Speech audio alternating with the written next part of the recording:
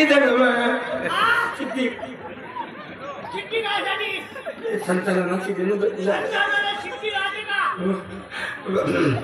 तर बंधूनो असं म्हणतात हा की देणाऱ्याने देत जावे, घेणाऱ्याने घेत जावे.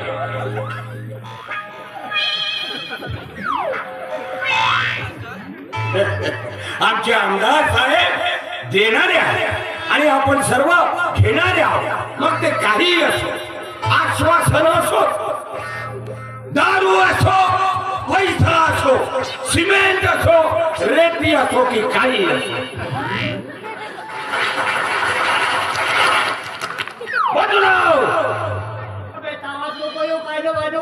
टाळ्या वाजवल्या माहिती का लोकांना?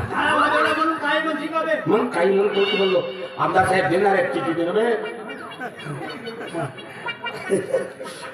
तर असे आमचे आमदार साहेब दानशूर करणार. लोक म्हणतात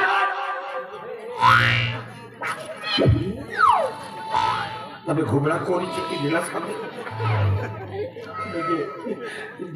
ठीक आहे. लोक म्हणतात की मी साहेबांचा अंधभक्त आहे. हो आहे, मी अंधभक्त. साहेब माझे महादेव आहेत तर मी त्यांचा नंदी आहे. आज साड्या वाटपाचा कार्यक्रम आहे. या कार्यक्रमात साहेब साड्या वाटप करणार आहेत. साहेबांनी काय काय नाही केलं आपल्यासाठी, साहेबांनी काय काय नाही केलं आणि म्हणून साहेबांना निवडून देणं हा आपला जन्मसिद्ध अधिकार आहे.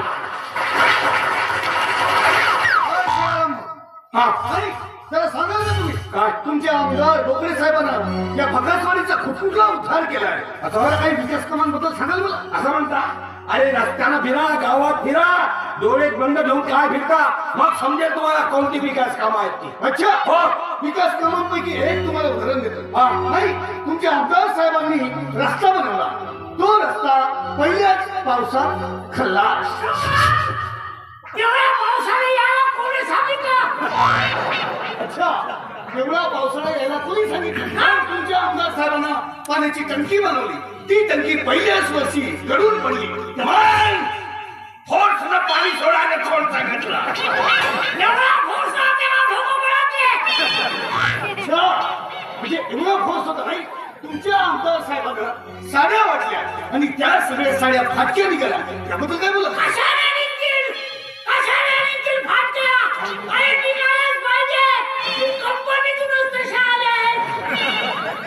कारखान्याला कोण आहे म्हणा तुम्ही? बरोबर आहे, असं नाही.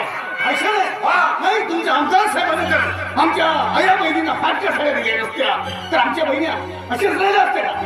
तुला सांगतो मी, माझा दिमाग सडकला भाऊ. मला एक मनात आहे, अरे आमदार साहेब देतात ना, मग तुम्हाला कसायला पाहिजे चौन्या?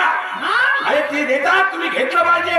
अरे भिकाऱ्यासारखं काय जे देतात ते चुपचाप घेतलं पाहिजे. बघा लोक बघा, हे लोक आपल्याला भिकारी म्हणतात. अरे ज्या लोकांना आपण लोकप्रती म्हणून निवडून देतो ते लोक आपल्याला मतांची भीक मागतात. तर हे भिकारी आहेत, आपल्याकडे दारू फिरतात, मत द्या म्हणून. आणि हे भिकारी आपल्याला भिकारी म्हणतात. म्हणजे आम्ही जनता भिकारी आहोत काय? आम्ही भुकते आहोत? अरे नाही आहोत, आम्ही भुकते. सेवादाची बोलता जीभ घासावी तसं नाहीये. आम्ही लोकांची सेवा म्हणून त्यांना जे जे लागते ते देण्याचा प्रयत्न करतोय. जशी आता तुमच्या सेवादाची जीभ घसरली ना, तसे तुम्ही सुद्धा इथून घसरायचं.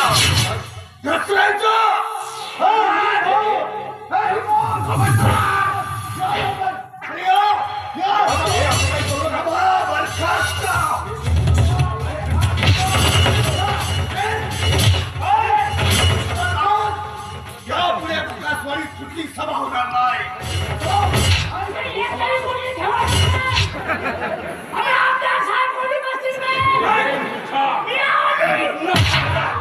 तुझ्यामुळे खाल्लं हे सर्व, तुझ्यामुळे खायला सांगितलं होतं ना. मला जमत असेल तेव्हा संचालन करून द्यायचं म्हणून सांगितलं. मी किती जमवलं का नाही दिला?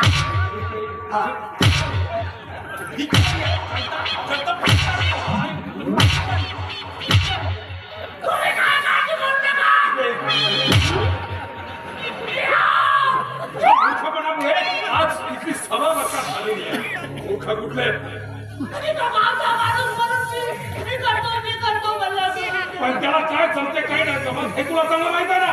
तुम्ही आहो कधी अरे तू राहू काय पुन्हा तर आहो हा शब्द काढलास ना तर मुस्कान पडेल तुझा. आलाय कुठला तुम्ही नाही आहो. कोण होता तो. हा? कोण होता तो. तो शिवा होता. शिवा.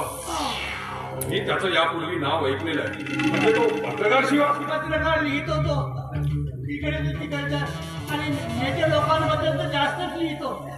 अच्छा म्हणजे तो पत्रकार शिवा. आजपर्यंत त्याने माझ्या विरोधात बरेचसे लेख लिहिलेले आहेत आणि आज तो प्रत्यक्षात माझ्याशी वय पत्करलेला आहे. शिवा खूप मोठी चूक केली आहेस तू. अरे ती चूक करून या रणांगणात तू उडी मारलेली आहे. पण हे रणांगण तुला झेपणार नाहीये कारण या रणांगणामध्ये तुझ्यासारखे बरेच मोठमोठे योद्धे हात टेकवलेले आहेत. कारण या रणांगणात सत्याचा विजय कमी तर असत्याचा विजय जास्त होता. अन्याय भ्रष्टाचार सत्तेचा गैरवापर करून तुझ्याही पेक्षा मोठमोठी युद्धे येथे पाय रोवून बसलेले आहेत. अरे एकदाच तू संपणार आहेस पण या रणांगणाच्या समस्या कधी सुटणाऱ्या नाहीये. अरे या देशात तरुण बेरोजगार फिरतोय याला सुद्धा आहे कारण. शेतकऱ्यांना त्याच्या पिकाला भाव मिळत नाही यालाही एक आहे कारण. तिथे निर्दोषाला फासावर लटकावं लागतं यालाही आहे कारण. या सर्वांचं तुम्ही करावा स्मरण कारण या प्रत्येक प्रश्नाचं उत्तर आहे राजकारण. आणि राजकर्त्याचं फक्त एकच असं ते म्हणजे आश्वासन. साहेब एक महत्वाचं सांगतो. त्या शिवाची बहीण जवान आहे की कुठल्या गोष्टी कुठे सांगायच्या ते कळत नाही. तुम्हीच म्हणाला आवा जवान पोरी कोण कोण त्याची करायला सांगितली ना सांगायला सांगितली ते सांगायला सांगितलं. तुम्ही आहो कधी.